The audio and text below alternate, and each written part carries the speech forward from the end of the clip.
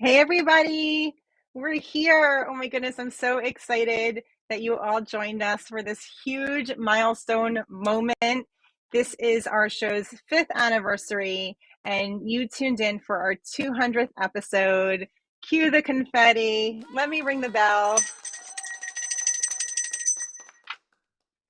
So I'm so excited. It's been such a journey. I'm so glad that 5 years ago, my coach Alan convinced me to start a podcast where I can really get to know people in our industry in a way that's much more personal and will really help me on my career journey. So thank you for tuning in. This is the start of our brand new show format. So with this episode and all future episodes, we will be live streaming on YouTube Live. So you'll actually get to see the show get made and watch the guests and I in conversation and meet the people who work behind the scenes making the show happen.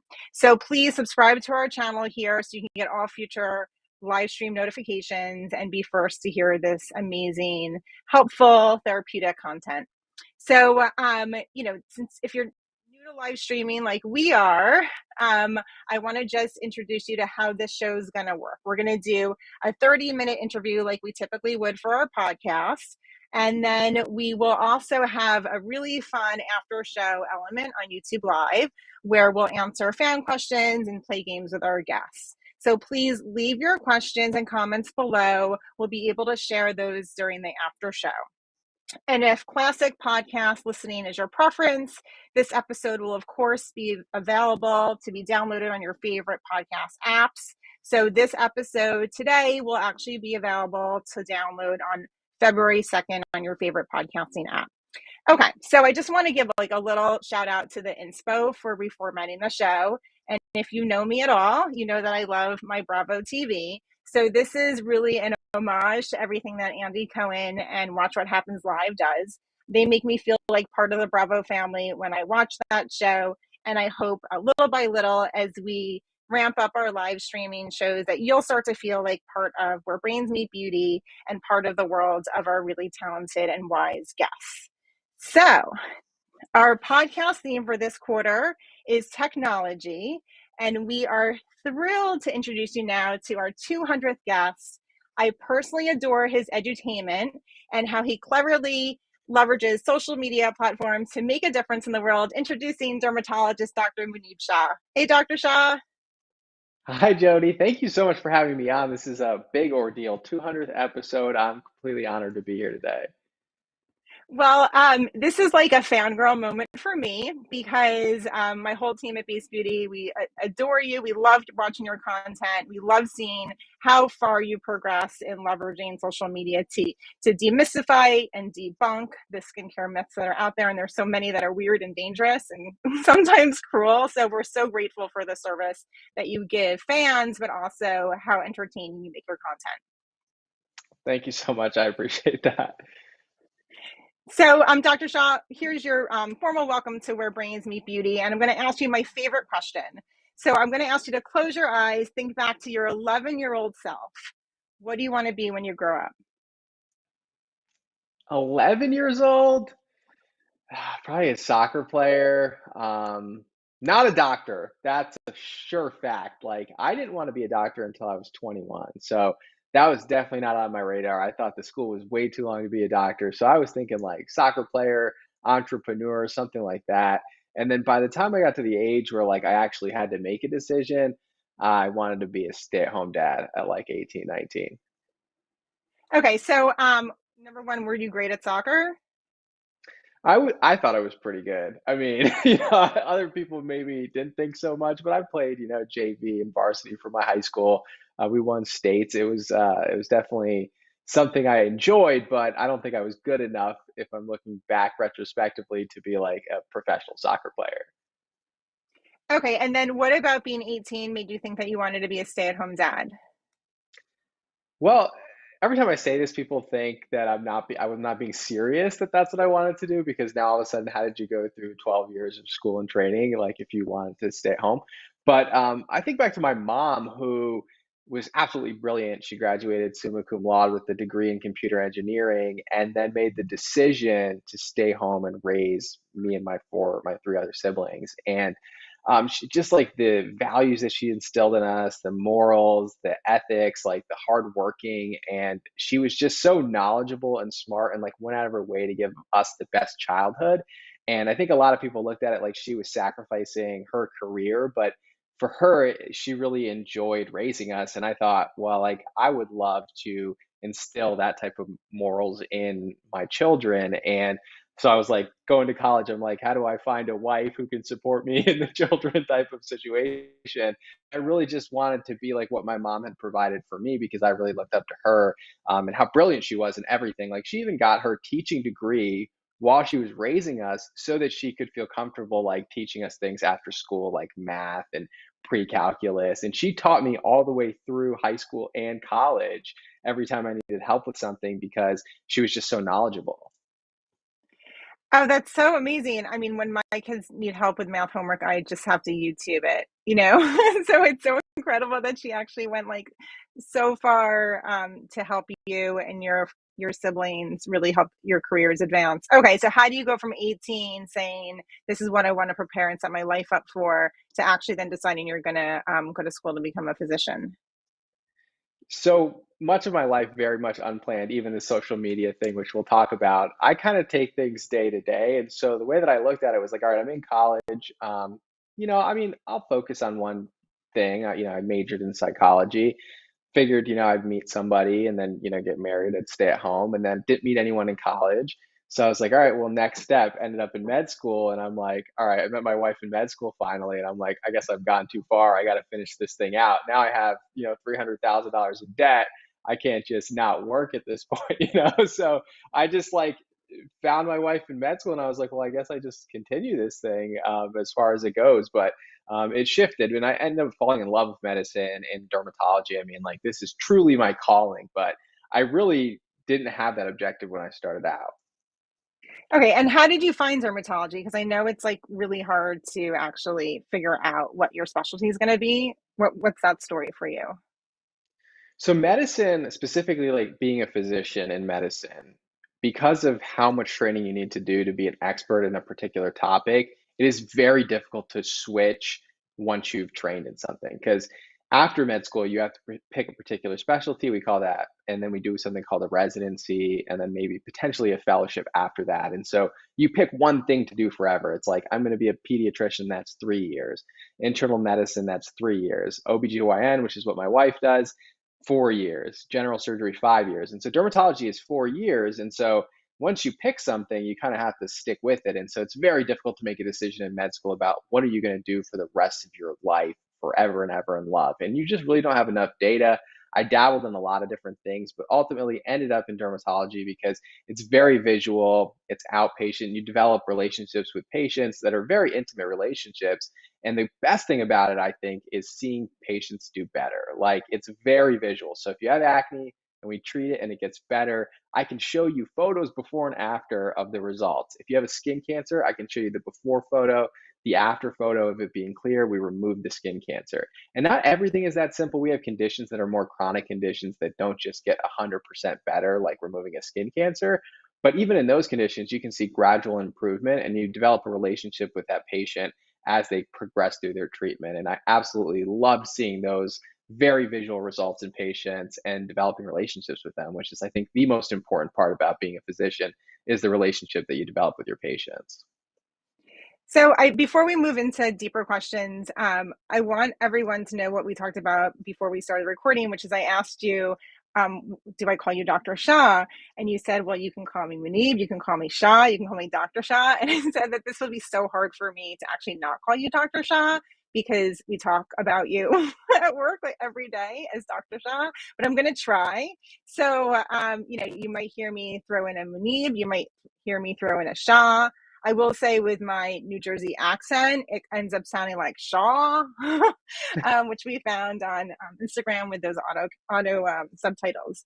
I wanted my Jersey accent to turn your name into Shaw, but I want you to know I'm going to practice being less formal with you, but it's going to be really hard. I think it's important, actually, the less formal thing, because what I do on social media is try to show you that you and I are the same. I did this extra education on a particular topic, but I have the same fears, I have the same concerns, I have the same family issues as every single person that's out there. And so, like, you don't need to call me doctor. Like, I know that I'm a doctor, but like, we're the same, and you have expertise in one thing, and I have expertise in another thing, and we need each other, collectively for society to move forward. So the distance, I don't think is something that I want to create between my audience and my patients and me. I love that. I mean, it really helps me because I think there's a parallel there with our show. Like the show is all about humanizing our industry and not just thinking about people on a stage who sold their business for $1 billion, right? It's about the fact that like you go to the food store to buy eggs, and so do I. Right, exactly. Okay, Munib, then let's talk about technology. Um, that's the theme of our season. This quarter is all about technology. And we are so excited for you to come onto the show because look at what you've done with technology from the perspective of a physician. Like you've actually, like, I think, crossed a boundary that hadn't been crossed before, which is truly making your specialty so humanized and so entertaining that your YouTube channel is one of the largest medical professional YouTube channels. Your TikTok is on fire, and people just can't get enough of you. I mean, I hear on the the brand side, right? Like everybody wants to get in front of Dr. Shah.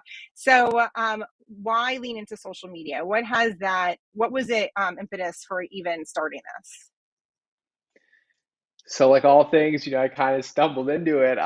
Mid-pandemic, our office slowed down a little bit. TikTok was just coming out and everyone was talking about it. And I just fell in love with the content, like the trends that would show up. Like a lot of people don't know this. I am a huge TikTok consumer. Like I watch videos like all day on TikTok. Like I think it's the greatest platform for like sending you content that you might enjoy. And I just love the creativity that was coming out. It was so different than Instagram to me, which was a lot of curated photos, a lot of people with lifestyles that I felt were like just out of reach for me and other people. But I just loved TikTok. I thought it was just, it came off to me as much more organic. And so I just started to create content for fun. And actually, my first couple of videos were not like really dermatology videos. They were just me kind of like having fun, kind of poking at the medical profession. And then all of a sudden, people started to see me as like a professional. So they'd ask me, like, well, how do you treat acne? And I was like, well, I know how to treat acne. I do this every day. Boom, I put out a video. Then like thousands of comments, like, well, how do you treat dark spots after acne? I'm like, well, I know how to do that, like boom, make a video, just like simple, straightforward. Like I was talking to people how I felt like I wanted to be talked to when I didn't know anything about skin. Like just very simple, straightforward. I think we take for granted, like when you become an expert in something, what other people might know about it. Like I literally don't know anything about cars. Like my brake fluid was low. I don't even know what that means necessarily, but I go to the mechanic and they'll tell me what that means, but I want them to make it simple for me. And so that's how I felt about dermatology. I was like, let me just make it simple for anyone to understand that doesn't have any expertise in this particular subject. And so I created very, very simple videos answering very, very common questions, and then it just took off. And that was just the nature of TikTok. And so I just realized in that moment, like I have something that is unique and it's an opportunity that I need to either decide, do I focus on residency, which I continue to focus on, or do I like double down on TikTok and social media because there's an opportunity here for me to reach a larger audience that I could never reach in my lifetime in clinic. Like I could never see. I think I had like 7 billion views last year on social media. Like in my lifetime, I could never, like if I was seeing people in clinic, I could never see that many people. And so I was like, this is an opportunity to educate, and I just doubled down on it. Was there a moment where you like saw it crystal clear, like, yes, this is absolutely something I need to lean into and devote a lot of time to? There was a couple moments, like there were videos that went viral that I realized, okay, like I have I maybe have an edge in like being able to present information to people that is quick and easy to understand. And so I felt like I had understood the platform and what people were looking for. So it was like, okay, I can do this. And then it was like, should I do this? I started to get like feedback from people, like when I would do videos about skin conditions like acne or hidradenitis suppurativa or just conditions of the skin that a lot of people weren't familiar with, and then being like, oh, I have this, like I didn't know other people had it. Like I was like, this is really important what I'm doing. Or like someone would comment like, I got a mole checked out because I saw your video and it ended up being cancer and we got it removed because of you. Like stuff like that. I was like, whoa, this is like really, really impactful. And then this is kind of a little deep, but going back to like my intern year when I trained in internal medicine, like there was like a shell shock period when you go from med school to like training in the hospital and you see people who are perfectly healthy one day get sick with something, or they end up in a car accident, or just like life changes so quickly. And I think as a physician you realize like how fragile life can be. And I started to think to myself then, like, what is my impact on the world? Like, like it's deep, but like what impact am I having on the world overall? And so I like that moment plus what I was doing on social media, I was like, I can bring these together and have like a positive impact on the world, that if something were to happen to me, I would feel like I left an overall positive impact on the world. When I start to think about doing something that's really exciting to me, but like totally new territory, like this, like what we're doing today, um, my heart races, like it gets like a little crazy. I have a visceral reaction to my future goals. And I used to think that said to me, don't do it. It's too scary or you're not ready. Now I'm like, oh, my body's saying this is really exciting and brand new and you're going to go for it and it's going to be awesome. Does your body send you a signal in a moment like this when you're like, I have this opportunity and I'm going to seize it? I'm the kind of person, I actually like that a lot because a lot of times like the most worthy things of pursuing like have some fear or unknown component to it. And anytime I've gone down that path, it's always turned out to be a great thing for me. So I'm glad like you recognize that. For me, I ruminate like while I lay in bed or I'm in the shower and I think about things like very thoroughly. Like a lot of my stuff comes off as like I didn't put a lot of thought, but I'm like always thinking about like constantly about like what does this mean? Like what should I do next? And I think I was just like laying in bed one day and just thinking about the day, and I was like, I have to do like I have to continue with this. Like this is like a moment, like, and I see it like clearly that if I stick with this, that something good things will come from it. So it was just one of those days where I was ruminating on where I was in life. Well, let's go into the mundane. Like we love minutia here, our fans love it because it really does help demystify how people move through the world, how success is created. So, literally, how do you organize and split your time between seeing patients and doing all this work on all these platforms? And then, by the way, like you respond to DMs and tag posts. Like we don't know how you have a time to do this all.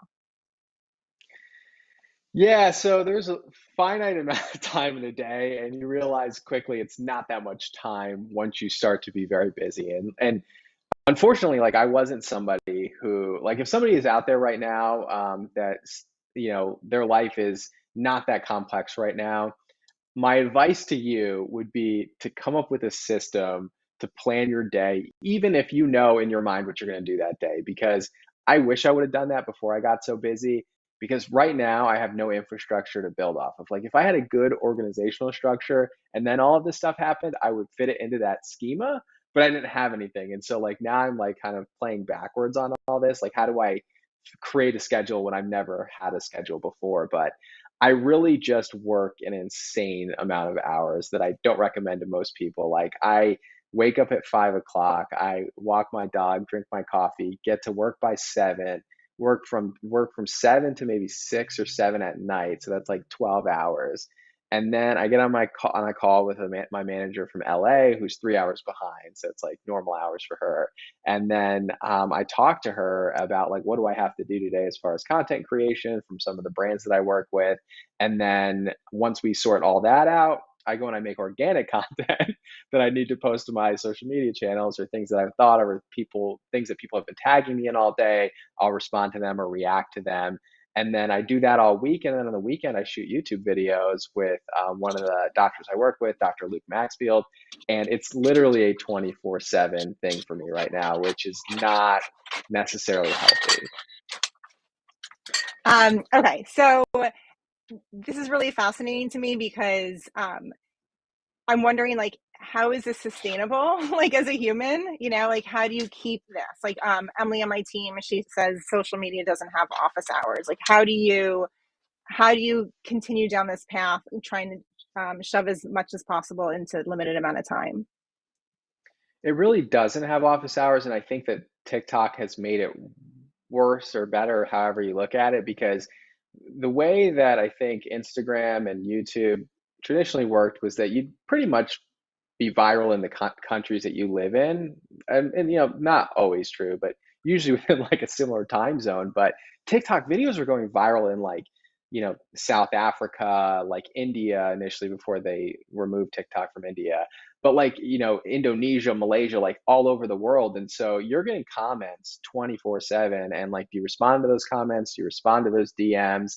You could always be creating more content, like especially as a dermatologist, like we have unlimited like now, like not unlimited knowledge, but we have like unlimited like different topics we could talk about related to the skin or skincare products, or it becomes like a thing where you're like you could actually get caught in the cycle of like I can't get out of this because this is like there's this unlimited amount of things that you could be doing that you're not doing, and then it kind of weighs on you pretty heavy, like I could be doing more. So for me, I just have gotten better about like sleep hygiene, because I used to sort of envy those people that would say like, well, I only sleep like 2 hours a day, and like that's how I'm so productive. And I'm like, well, after you do that for like 6 months, you start to feel it and you lose your creativity. You don't function as well. Like you're there, but you're not there. You're not like peak optimal self. And so I'm trying to like prioritize, like, okay, I'm going to go to bed at this time, even if not everything is done that day. And then I'll pick it up tomorrow. So it's those types of things where you try to pick out things that are really like slowing you down. And for me, it was like not sleeping enough, and try to prioritize those things. So when you started to prioritize sleep, and you know that there's still a long list, did that create like any sort of anxiety inside of you that you had to reconcile? Because like obviously there's always going to be a list, but like did you start to feel like that pressure? No, it was actually kind of a relief for me. It was really interesting because it was a TikTok video that encouraged me to do this. I saw some guy on my For You page, and he said, and I was like in bed, like not sleeping, and he was like, the reason you don't go to sleep at a reasonable time at night is not because you're going to get a bunch of work done, but it's because you have a bunch of work to do, and because you have to get it done, you punish yourself by staying up until you're too tired to finish that task, and then you fall asleep, and now you just wasted 3 hours, you never got the task done, and now your next day is also going to be a waste. And so I was like, wait, I'm doing that right now, like I have all these tasks that I know I can't get done today, so I punish myself by staying up, and then I don't complete them, and then I just end up going to sleep at like 2 a.m. and now I'm exhausted the next day. And so I was like, wait, I do this every day. Like, why not just complete what I can complete in a day at a reasonable time and then start over the next day? And so like for me, it was like a big relief, and I realized like nothing changed when I started doing that. Like I was still getting everything done on the times that I was supposed to get them done. I love this topic because I use the word seduction to describe like the potential like for career growth. Like it is really seductive. It's not like a typical word that we use, to talk about like career journey, but this idea of like if I tackle three more things today, I'm this much closer to my goal, whatever that goal is, right? But that also has a cost, right? It's exciting because like you love your work, but on the downside, it's like, well, what could you be doing with that time, like sleeping or eating healthy or getting fresh air, right? So I'm fascinated by this topic because I think we're lucky enough to work in a business that's super thrilling and exciting, and there's always new challenges and people supporting us. But that comes with a cost sometimes when we don't really think about what we need beyond the work.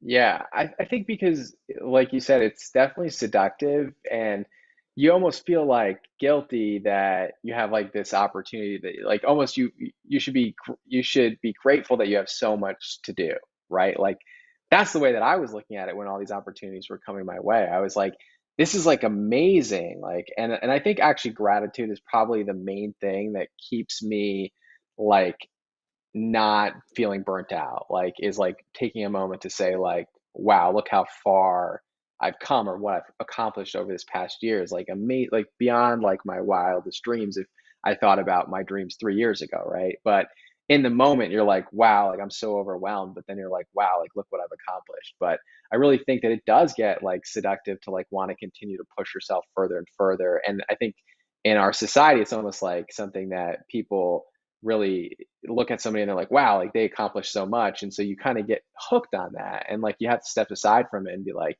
this is not good for me or what I'm actually doing. I'm less effective at my job if I continue to do this. And so it's not good either way. Okay, so the other side of this question is I didn't hear a lot of free time. I heard walking dog and coffee, but with your free time when you carve it out and not sleep, what do you like to be spending your time doing?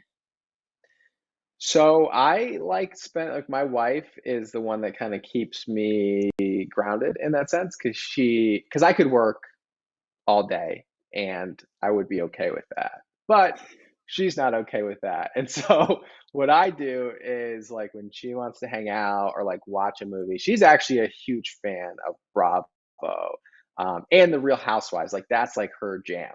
And so like we'll sit down and we'll watch her shows and we'll just like enjoy time together or we'll go on vacations together. And so she kind of keeps me grounded in reality of like you can't work all the time, like let's just hang out and like spend time together. So she's really good about that. But if she wasn't in the equation, I don't know if or how I would turn it off.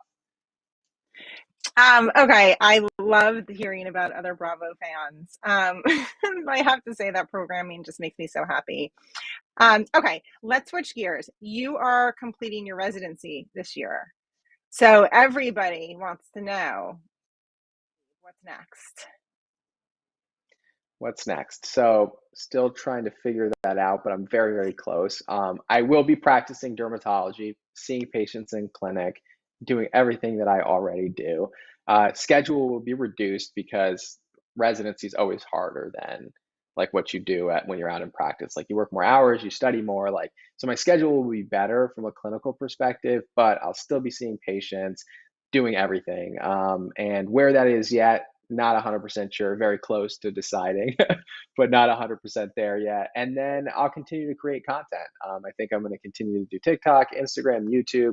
I want to expand into more like basically highlighting the dermatology community because I think there are so many interesting people that are doing amazing things in dermatology. And I think on social media, we don't do a good job of like highlighting the full field of dermatology because it's really a fascinating field. Like you see a lot of like pimple popping stuff, you see a lot of like cyst excisions, you see a lot of like that gory graphic content on one spectrum. And then on the other spectrum, you see a lot of that like skincare stuff, which is like just like, you know, retinols and sunscreens and but there's so much in between that we do from like psoriasis to hidradenitis to skin cancers to laser procedures and all this kind of stuff like birth defects we fix like vascular birth defects on kids faces and things like that is like really important work that is really important to a lot of people that we don't necessarily highlight on social media. So my goal is to kind of use my platform, my audience to highlight the experts that are really moving the field of dermatology forward.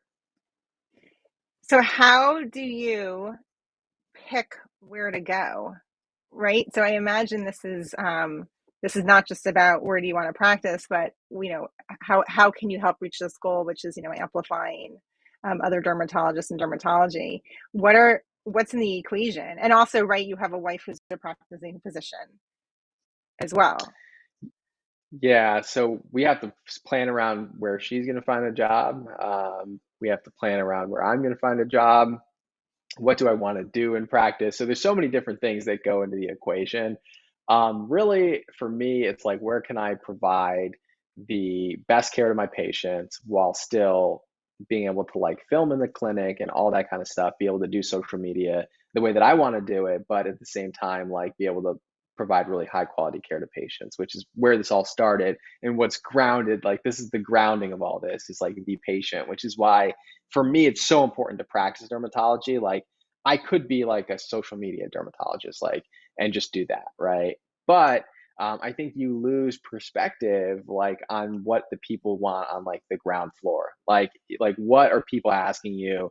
What concerns do they have? Like we see people of all different socioeconomic statuses, and you tell them like go buy this cleanser, and they're like, I don't have $30.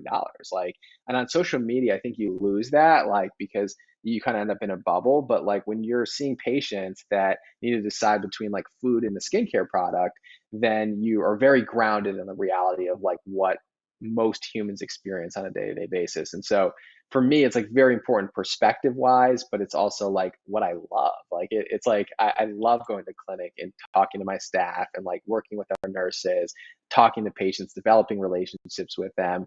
So I don't know yet exactly how to craft the perfect practice, but I know that I just want to be able to do all of that.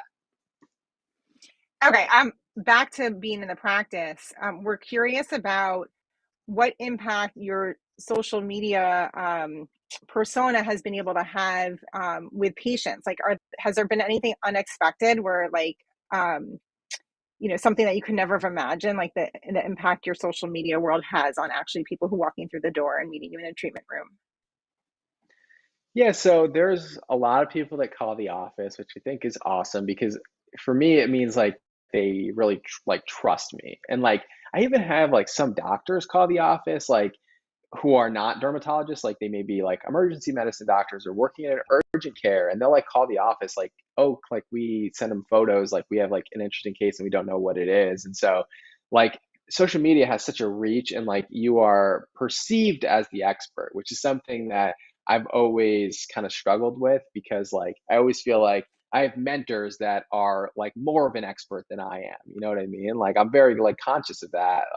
Like I work the hardest to be the best at what I do because I think that makes you a good doctor. And like there's nothing I don't want to know. Like I want to know everything about dermatology. But there are people that are literally been doing this like 30, 40 years that are my mentors that I lean on, that I ask questions to. And so those people I feel like are my mentors and the experts. But the world perceives you as like, the expert in all things. And, I've learned a lot. And so like I consider myself to be very knowledgeable, but like there are people that certainly know more than I do. And so when people reach out to you, it's because they trust you, not necessarily because like you are the ultimate expert. And I think that that's something that social media really builds for people that a lot of people don't seem to understand fully, is like the trust aspect that's built into social media versus like your traditional physicians, which is like built much on their resume and their experience.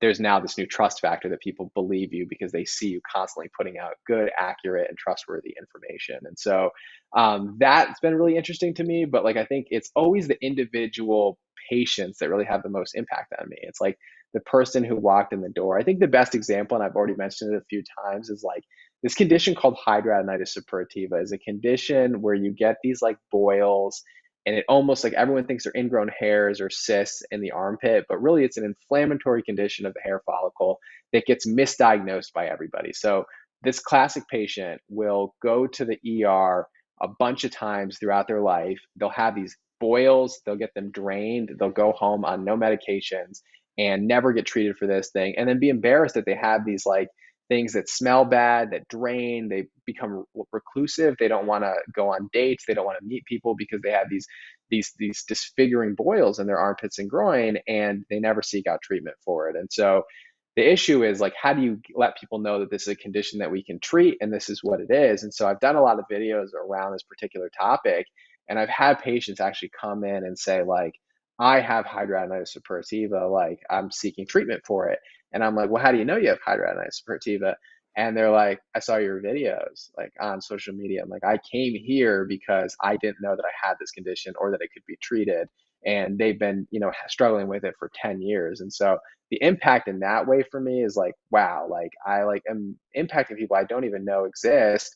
And it's actually motivating them to improve their lives. And so those are like surreal moments for me. Like when you're making videos in your room alone, you don't think that there are all these people out there.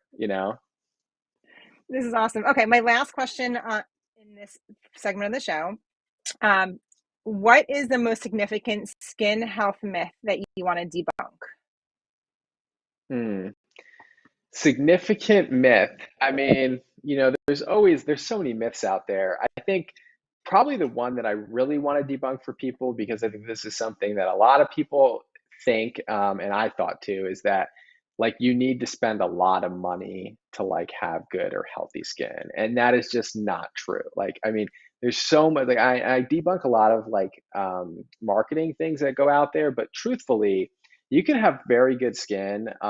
For low prices. They don't need to necessarily be expensive products if you know what ingredients to look for and are sort of educated on what products are going to help your skin. But I think the biggest myth I thought, and that was my barrier to entry to skincare when I first started to be interested in skincare, was that I thought I couldn't afford it. And that it was like just something that was way out of my reach for like the average person. And I think with all the new products that are coming out, there's so many good options for people to have much better skin at a very low cost. I love this. Well, thank you so much for your wisdom, Dr. Shah. And for our listeners, I hope you enjoyed this interview. Please subscribe to our series on your favorite podcast app. And for updates about the show, follow us on Instagram at Where Brains Meet Beauty Podcast. And now we're going to move on to our after show, Dr. Shah. I'm so excited. New feature, thanks to our YouTube live format. So we're going to move into gameplay, a la what happens on Watch What Happens. So here we are. It's called Skin in the Game. And I'm here with dermatologist, TikTok influencer, Dr. Munib Shah, and we are ready to play. So Dr. Shah's social media content works so hard to bust these unhelpful and often dangerous skincare myths. So we thought, let's put the internet to the test, Dr. Shah. So we Googled 10 different skin conditions, and let's see if the internet's even right about the diagnosis. I actually literally have no idea. I would have no idea if they're right or wrong. So I'm so curious to see. So we pulled from online sources, Googled like any other patient would, right? Who's curious. So let me tell you how the game's going to work. You're going to have 60 seconds, 10 photos of skin conditions. I'd love for you to tell us what the skin condition is. And I'll tell you what we Googled, and we can see if the internet is actually right. Okay, so we have Kiwi has the countdown clock, and she's ready to go in now. Okay, number one, Dr. Shah, what is this? This is so funny because this literally could be anything, but it looks like an allergic reaction or eczema or atopic dermatitis. So it looks like something that's probably itchy, and it could be like a contact allergen, like to a product or poison ivy, or it could be like eczema. So the internet told me it was shingles. This very well could be shingles as well. So with shingles, like the thing that you need to see, I know that like we're losing time here. The thing you need to see with shingles is that you need to see that it doesn't cross midline, like 'cause shingles stops right in the center of the skin because it goes along a nerve root. And so if you can't see that, it's hard to tell what it is. But shingles would be perfect for this if you had like like a zoomed out photo. Okay, so maybe the game needs to be at 1 minute per photo. Okay, let's move on to number two. Let's see if the internet's right. This looks like melasma. That's what the internet told me it was. Yay, the internet's right. Let's move on to number three.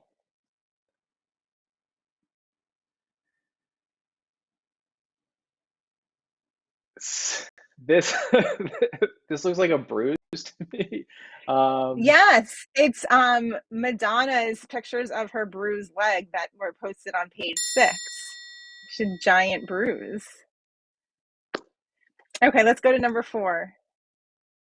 Jeez, wow. Okay, so this looks like a melanoma, like a very bad melanoma to me. Like if you have something like this, I go get it checked out ASAP. Okay, the internet told me this is melanoma. That's great.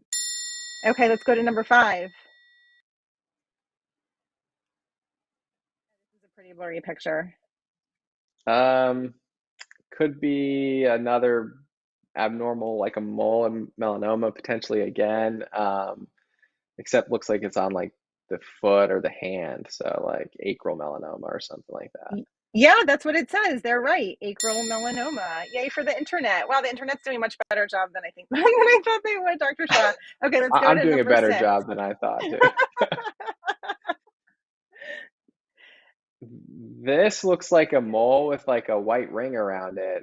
So that looks like what we call a halo nevus, but I'm not sure if that's what we're going for.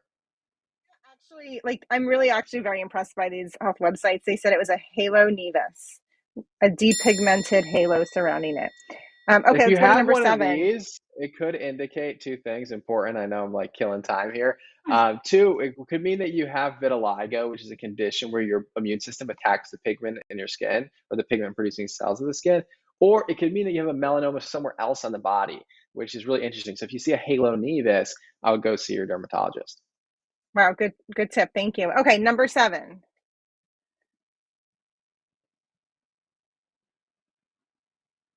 This looks like stretch marks on a sweaty person. It is thanks to Shutterstock. It is. Okay, Shutterstock was right. Okay, so number 8.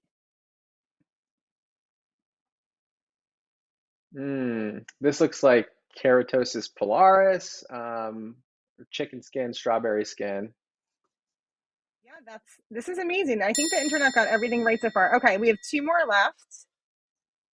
Let's see number 9. Hmm. Hmm. This one's tough. These could be flat warts that someone scratched at. These could be acne bumps or maybe even enlarged oil glands. This one's kind of tough. This one came up for us when we Googled ingrown hairs. Yeah, ingrown hairs would be reasonable for Okay. sure. And it has some like in post like pigmentation that comes after, especially in darker skin tones. You can see pigmentation that comes after ingrown hairs. Very common in the beard, especially in people with like curly hair. So that's good. Okay, our last one, let's see. This one's my favorite. This is psoriasis. This is funny to me and my favorite because Shutterstock wouldn't decide. They gave me a whole list of ailments that it could be. I'm like, well, how would anybody even know? So, thank you for settling that score because Shutterstock wasn't willing to do that for me.